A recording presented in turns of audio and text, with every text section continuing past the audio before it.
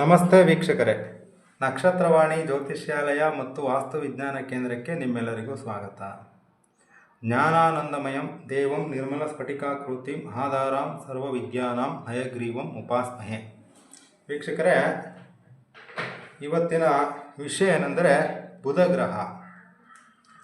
ನೋಡಿ, ಬುಧ ಗ್ರಹ ಕೊಡುವ ರೋಗಗಳು.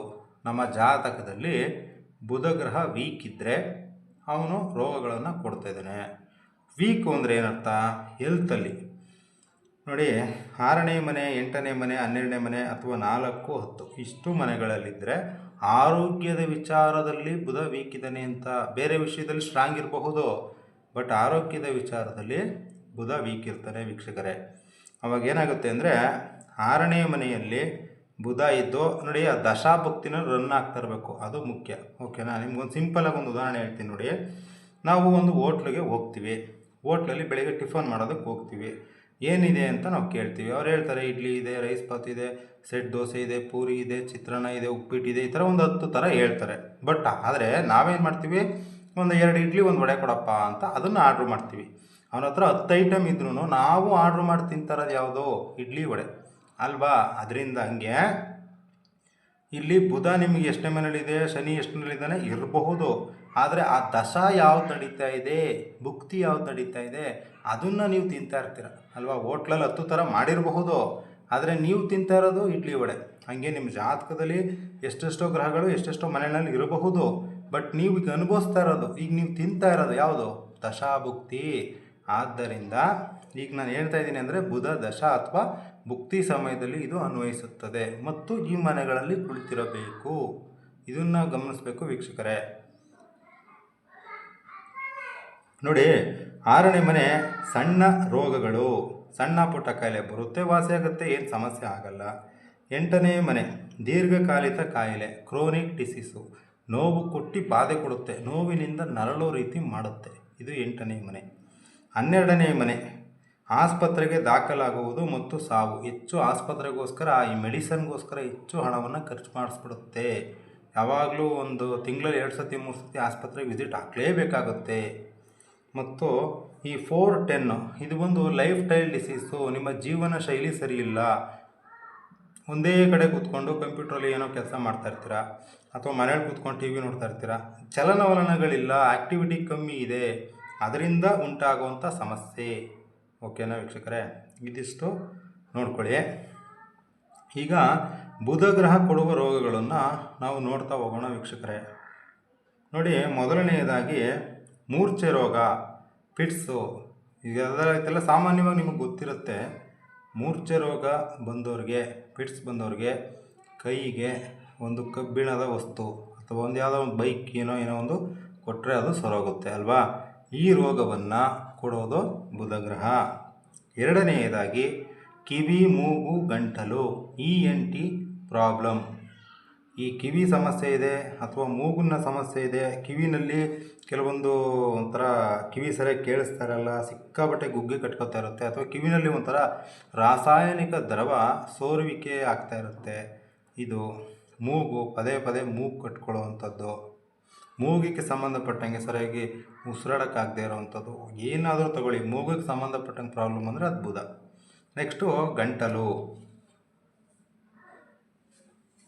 ಗಂಟಲು ಊದ್ಕೊಳ್ಳೋದು, ನೋವು ಬರೋದು ಎಲ್ಲ ಇಲ್ಲಿಗೆ ಸೇರ್ಕೊಳ್ಳುತ್ತೆ ವೀಕ್ಷಕರೇ. ಇದೆಲ್ಲ ಬುಧ ಗ್ರಹ ಕೊಡುವ ರೋಗಗಳಿಗೆ ಬರುತ್ತೆ.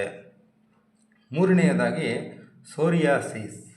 ಹಂಗಂದರೆ ಏನಂದರೆ ದೀರ್ಘಕಾಲದ ಚರ್ಮದ ಕಾಯಿಲೆ. ಚರ್ಮದ ಕೋಶಗಳು ಅತಿಯಾದ ಬೆಳವಣಿಗೆಯನ್ನು ಮಾಡಿಬಿಡುತ್ತೆ, ಅವಶ್ಯಕತೆಗಿಂತ ಮೀರಿದ ಬೆಳವಣಿಗೆಯನ್ನು ಮಾಡಿದಾಗ ಸೋರಿಯಾಸಿಸ್ ಅನ್ನೋ ಸಮಸ್ಯೆ ಉಂಟಾಗುತ್ತೆ. ಇದರ ಪರಿಣಾಮವಾಗಿ ಆ ವ್ಯಕ್ತಿಗೆ ತುರಿಕೆ ಆಗುತ್ತೆ ಮತ್ತು ಮುಖ್ಯವಾಗಿ ಮೊಣಕೈ, ನೆತ್ತಿ ಮೇಲೆ, ಮೊಣಕಾಲು ಇಲ್ಲೆಲ್ಲ ತುರಿಕೆಗಳು ಉಂಟಾಗುತ್ತದೆ. ಈ ಒಂದು ಕಾಯಿಲೆಯನ್ನು ಬುಧಗ್ರಹ ಕೊಡ್ತಾನೆ ವೀಕ್ಷಕರೇ. 4ನೆಯದಾಗಿ ಕಿವುಡುತನ. ಕೆಲವೊಬ್ಬರು ಹುಟ್ಟುತ್ತಾನೇ ಕಿವುಡರಾಗಿರ್ತಾರೆ. ಯಾಕೆಂದರೆ ಅವ್ರಿಗೆ ಫಾರ್ ಎಕ್ಸಾಂಪಲ್ ಹುಟ್ಟುತ್ತಾನೆ 8ನೇ ಮನೆಯಲ್ಲಿ ಬುಧ ಇರ್ತಾನೆ, ದಶಾಭುಕ್ತಿನೂ ಅದೇ ರನ್ ಆಗ್ತಾ ಇರುತ್ತೆ. ಹುಟ್ಟುತ್ತಾನೆ ಕಿವುಡರಾಗಿರ್ತಾರೆ. ಆಮೇಲೆ ಆ ದಶಾಭುಕ್ತಿ ಮೂವ್ ಆಗಿ ಬೇರೆ ದಶಾಭುಕ್ತಿ ಬರುತ್ತಲ್ಲ, ಆವಾಗ ಸ್ವಲ್ಪ ಆಸ್ಪತ್ರೆ ಅದು ಇದು ನೆರವನ್ನ ಪಡೆದು ಆವಾಗ ಅವರು ಆ ಕಿವಿಡುದು ಒಂದು ಮಿಷಿನ್ ಕಿವಿಗೆ ಒಂದು ಮಿಷಿನ್ ಹಾಕ್ಸ್ಕೊಳ್ಳೋದು ಇನ್ನೊಂದು ಮಾಡ್ಕೊಳ್ಳೋದ್ರಿಂದ ಆ ಸಮಸ್ಯೆ ಸ್ವಲ್ಪ ಬಗೆಹರಿಯುತ್ತೆ ವೀಕ್ಷಕರೇ. ನಾಲ್ಕನೇದಾಗಿ ಮೂಕ, ಮಾತಾಡೋದಕ್ಕೆ ಬರದೇ ಇರೋವಂಥದ್ದು ಅಥವಾ ತೊದಲು ಮಾತು ಇದೆಲ್ಲ ಬರುತ್ತೆ. ಇದು ಬುಧಗ್ರಹ ಕೊಡುವ ರೋಗಗಳು ವೀಕ್ಷಕರೇ. ನೆಕ್ಸ್ಟು ನರಗಳ ಸಮಸ್ಯೆ. ಈಗಾಗಲೇ ನಾನು ಕುಜಗ್ರಹದ್ದು ವಿಡಿಯೋ ಮಾಡಿದಾಗ ನಿಮ್ಗೆ ಹೇಳಿದ್ದೀನಿ, ಅದು ರಕ್ತನಾಳಗಳು, ಇದು ನರಗಳು. ಓಕೆನಾ. ನರಗಳ ಸಮಸ್ಯೆ ಇದ್ದಾಗ ನಮ್ಗೆ ಯಾವುದೇ ಒಂದು ಸ್ಪರ್ಶ ಮಾಡಿದಾಗ ನಮಗೆ ನಾವೀಗ ಬಿಸಿ ನೀರು ಮುಟ್ಟಿದ್ದೀವಿ ಅಂತ ನಮ್ಗೆ ಅನಿಸ್ಬೇಕು, ತಣ್ಣೀರು ಮುಟ್ಟಿದಾಗ ತಣ್ಣೀರು ಮುಟ್ಟಿದ್ದೀವಿ ಅಂತ ಅನಿಸ್ಬೇಕು, ಬಿಸಿಲು ಹೋಗಿ ನಿಂತ್ಕೊಂಡ ತಕ್ಷಣ ಓ ಇದು ಬಿಸಿಲು, ಈಗ ನಮ್ಗೆ ಚಳಿ ಆಗ್ತಾಯಿದೆ ಇದು ಅನಿಸ್ಬೇಕು ಅಲ್ವಾ. ಈ ಥರ ನರಗಳನ್ನ ಸಮಸ್ಯೆ, ಅಥವಾ ಇದನ್ನು ಬೇರೆ ರೀತಿಯೂ ತಗೋಬೋದು, ನರರೋಗ ಅಂತಲೂ ತಗೋಬಹುದು. ಅದರಿಂದ ಈ ಎಲ್ಲ ಸಮಸ್ಯೆಗಳಿಗೆ ಬುಧಗ್ರಹ ಕಾರಣವಾಗ್ತದೆ ವೀಕ್ಷಕರೇ. ನೆಕ್ಸ್ಟು ಚರ್ಮ. ಬುಧಗ್ರಹ ಏನಾಗುತ್ತೆ ಅಂದರೆ ಮುಖ್ಯವಾಗಿ ನಮ್ಮ ದೇಹದಲ್ಲಿರುವ ಚರ್ಮದ ಮೇಲೆ ಪರಿಣಾಮವನ್ನು ಬೀರ್ತಾನೆ ವೀಕ್ಷಕರೇ.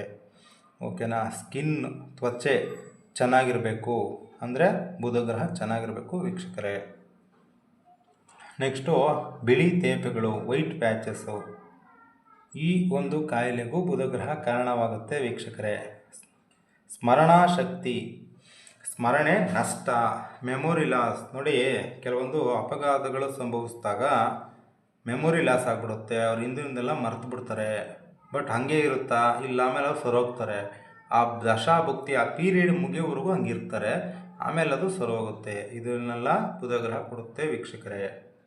ಆಲ್ಝೀಮರ್ ಕಾಯಿಲೆ ಹಂಗಂದರೆ ಅವರು ಯೋಚನೆಯ ಶಕ್ತಿಯನ್ನು ಕಳ್ಕೊತಾರೆ. ಈಗ ಒಬ್ಬ ವ್ಯಕ್ತಿ ಏನು ಮಾಡ್ತಾನೆ, ಅವನಿಗೆ ಕಷ್ಟ ಬರಲಿ ಸುಖ ಬರಲಿ ಇನ್ನೇನೋ ಸಮಸ್ಯೆನೇ ಬರಲಿ, ಅವನೇನು ಮಾಡ್ತಾನೆ, ಈಗ ಈ ಥರ ಕಷ್ಟ ಬಂದ್ಬಿಟ್ಟಿದೆ, ಹೆಂಗೆ ಈ ಸಮಸ್ಯೆಯಿಂದ ನಾನು ಆಚೆ ಬರೋದು ಅಂತ ಯೋಚನೆ ಮಾಡ್ತಾನೆ. ಕೊನೆ ಪಕ್ಷ ಅವ್ನ ಕೈಲಿ ಏನು ಮಾಡೋಕ್ಕಾಗಲಿಲ್ಲ ಅಂದರೂ ಪರವಾಗಿಲ್ಲ, ಯೋಚನೆನಾದರೂ ಮಾಡ್ತಾನೆ, ಇದರಿಂದ ನಾನು ಹೊರ ಬರೋದು ಹೇಗೆ, ಇದನ್ನೇನು ಮಾಡೋದು ಅಂತ ಕುಂತ್ಕೊಂಡು ಯೋಚನೆ ಮಾಡ್ತಾನೆ.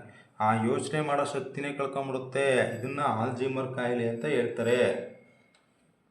Next Parkinson's. ಈ ಒಂದು ಕಾಯಿಲೆ ಏನಾಗುತ್ತೆ ಅಂದರೆ ಒಬ್ಬ ವ್ಯಕ್ತಿಯಲ್ಲಿ ಚಲನೆಯನ್ನು ಕಡಿಮೆ ಮಾಡುತ್ತೆ ಅಥವಾ ನಡುಕವನ್ನು ಉಂಟು ಮಾಡುತ್ತೆ. ಮುಖ್ಯವಾಗಿ ಇದು ವಯಸ್ಸಾದ ವ್ಯಕ್ತಿಗಳಲ್ಲಿ ಕಂಡುಬರುತ್ತೆ. 60 ವರ್ಷ ಮೇಲ್ಪಟ್ಟವ್ರಿಗೆ ಸಾಮಾನ್ಯವಾಗಿ ತಾತಂದರು ಅಥವಾ ಅಜ್ಜಂದರು ಅಜ್ಜಿದಿರು ಇವರೆಲ್ಲ ಕೈಯನ್ನು ನಡುಗಿಸ್ತಾ ಇರ್ತಾರೆ, ತಲೆ ನಡುಗಿಸ್ತಾ ಇರ್ತಾರೆ ಅಲ್ವಾ. ಇದನ್ನು ಪಾರ್ಕಿನ್ಸನ್ ಕಾಯಿಲೆ ಅಂತ ಹೇಳ್ತಾರೆ. ಇದಕ್ಕೆ ಬುಧಗ್ರಹ ಕಾರಣವಾಗುತ್ತೆ ವೀಕ್ಷಕರೇ. ಇದಿಷ್ಟು ಬುಧಗ್ರಹ ನಮಗೆ ನಮ್ಮ ಜಾತಕದಲ್ಲಿ ಈ ಮನೆಗಳಲ್ಲಿ ಇದ್ದಾಗ ಕೊಡುವಂತಹ ರೋಗಗಳಾಗಿದೆ ವೀಕ್ಷಕರೇ. ಈ ವಿಡಿಯೋ ನಿಮಗೆ ಇಷ್ಟ ಆಗಿದರೆ ಲೈಕ್ ಮಾಡಿ, ನಿಮ್ಮ ಅನಿಸಿಕೆ ಅಭಿಪ್ರಾಯಗಳನ್ನು ಕಮೆಂಟ್ ಬಾಕ್ಸ್ನಲ್ಲಿ ತಿಳಿಸಿ ವೀಕ್ಷಕರೇ. ಮತ್ತು ಈ ಸಮಸ್ಯೆ ನಿಮಗಿದ್ದರೆ ಇದಕ್ಕೆ ಪರಿಹಾರ ಏನು ಮಾಡಬೇಕು ಅಂತ ಅದಕ್ಕೆ ಮುಂದಿನ ಸಂಚಿಕೆಯಲ್ಲಿ ಪರಿಹಾರದ್ದೇ ಒಂದು ಎಪಿಸೋಡ್ ಮಾಡೋಣ. ಆವಾಗ ಇದಕ್ಕೆ ಸಿಗುತ್ತೆ. ನಿಮ್ಮ ಒಂದು ವೈಯಕ್ತಿಕ ಜಾತಕವನ್ನು ವಿಶ್ಲೇಷಣೆ ಮಾಡಿಸ್ಬೇಕು ಅಂತಂದರೆ ನಮ್ಮ ದೂರವಾಣಿ ಸಂಖ್ಯೆಗೆ ಕರೆ ಮಾಡಿ ಸಂಪೂರ್ಣ ಜಾತಕ ವಿಶ್ಲೇಷಣೆ ಸುದೀರ್ಘವಾಗಿ 1 ಗಂಟೆವರೆಗೂ ನಿಮ್ಮ ಜಾತಕವನ್ನು ವಿಶ್ಲೇಷಣೆ ಮಾಡಿ ನಿಮ್ಮ ಎಲ್ಲ ಡೌಟ್ಸ್ಗಳನ್ನು ಪ್ರಶ್ನೆಗಳಿನ ಉತ್ತರಿಸುವ ಕೆಲಸವನ್ನು ನಾವು ಮಾಡ್ತೀವಿ ವೀಕ್ಷಕರೇ. ನಮ್ಮ ಪ್ರಯತ್ನ ಪ್ರಾಮಾಣಿಕವಾಗಿರುತ್ತದೆ. ನಮಸ್ತೆ ವೀಕ್ಷಕರೇ.